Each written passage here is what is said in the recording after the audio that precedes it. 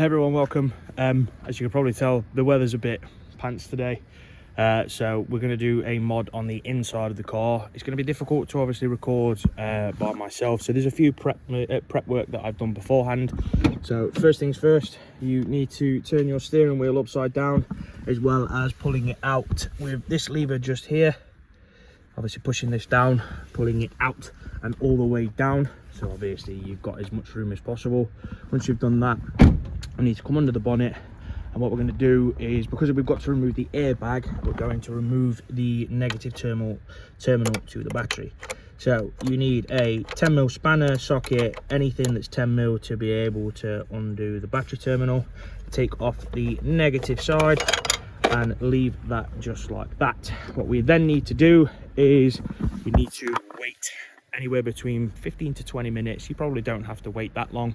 However, again, it's just allowing the airbag to discharge, so when you take it off it shouldn't explode.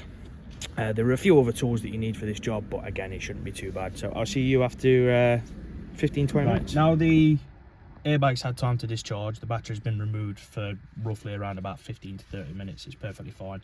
We're going to look at removing the airbag. So to start with, I've got the airbag, I've got the steering wheel upside down. There's two holes either side of the back of it. If you get a screwdriver in at a sort of 45-degree angle and straighten it, what that will do is that will release the pin to the front of the airbag. So if you get something in, just to lodge that like that, and then do the same on this side in at a 45-degree angle, and there we go. The airbag has come out. So all you do now, if you get the airbag in a position, the orange clip on the top, literally just prise that up, and then the plug should come out just like that. And there we go, one live grenade airbag removed. So we'll move that out of the way for now. So the next step is we need to remove the wiring for the steering wheel controls. So there's a clip just there, and that will pull out like that. And then the final thing that we need to do is we need to keep an eye on where the clock spring goes. So obviously this here is the clock spring that's behind the steering wheel. So it's a T50 Torx socket. I have got it on, as you can see, it's a bit difficult to try and get in, so I've got a bit of an extension so I can reach the bolt a bit easier, and then crack the bolt off. It is a bit tight with this being the first time that it's come off.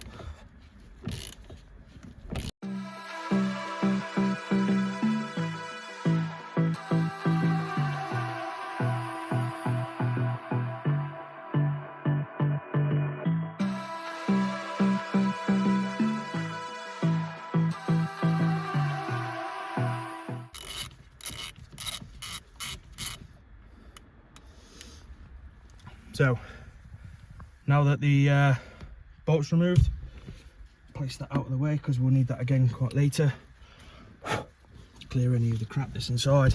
What I have got is I've got a Sharpie, so you can, there's a marking on the steering wheel.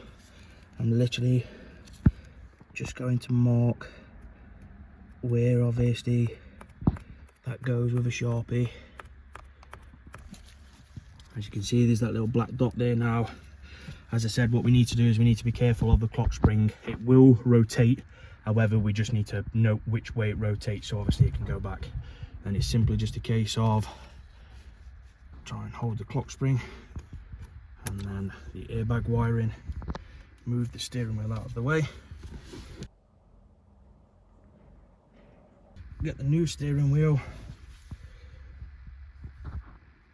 Clock spring has stayed for now. It may rotate, but again, as long as you note which way it rotates, it's fine. Just as long as it doesn't rotate too much.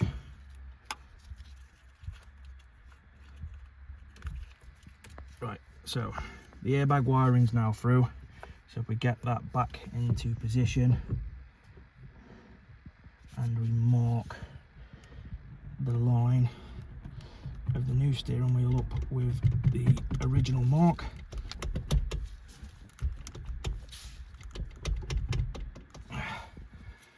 And then that's it. So that's lined up with that. Obviously the clock spring is back in position. So there is always the slight gap between the steering wheel and the clock spring, like the guard. That's fine. Obviously the steering wheel's on, it's not going nowhere. Again, just if you've got any final just pushes to obviously get it on. Now the wheel's on, we're going to look at putting the bolt back in. So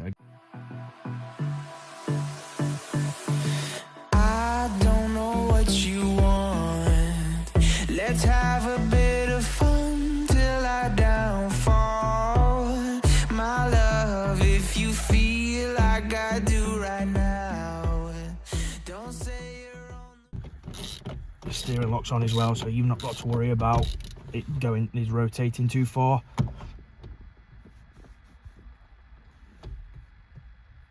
Get that as tight as you can get it. Now that the steering wheel is secure and in place, we can put the wiring back on. So get the wiring in for the steering wheel controls. We're going to test them once obviously the car's back on.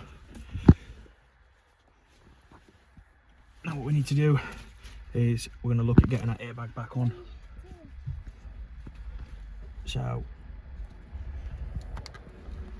once that's clipped in, simply push the orange clip back down, and then that's it. The airbag is back in, wired up, in position, and then all it literally is getting it back into a position, giving it a good push, making sure that it's all in, it's all secure, it's not going to go nowhere. Again, obviously you can try and get your fingers behind it a little bit just to give it that big bit of a test.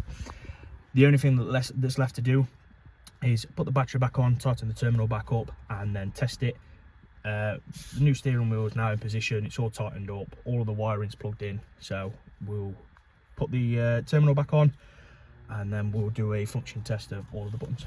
Right, inside's all built back up. Final stage is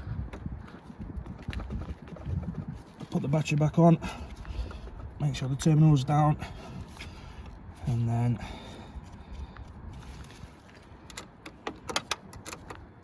tighten it up. Again, like I say, you can use a 10mm spanner, 10mm socket, anything that you've got to hand that can get it off. Make sure that's fully on and it's secure. Put the bonnet down so we don't need that no more. And then all we've got left to do, we're going to do a quick function test. So, car started. So what we need to do, controls, which is fine, voice controls, audio muted, source up and down, which is working.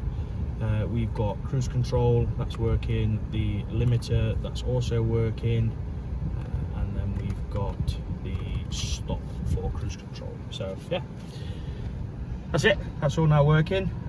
That's how you take the steering wheel airbag off. This is the case if the airbag gets deployed or anything like that. So again, it's a good video to know. We're just obviously looking at upgrading the steering wheel, as the standard one is quite plain. You can notice the massive difference between the two. But yeah, and we hope you all enjoyed this episode or this video, and we will see you in the next one. Don't forget to subscribe and like. Thank you.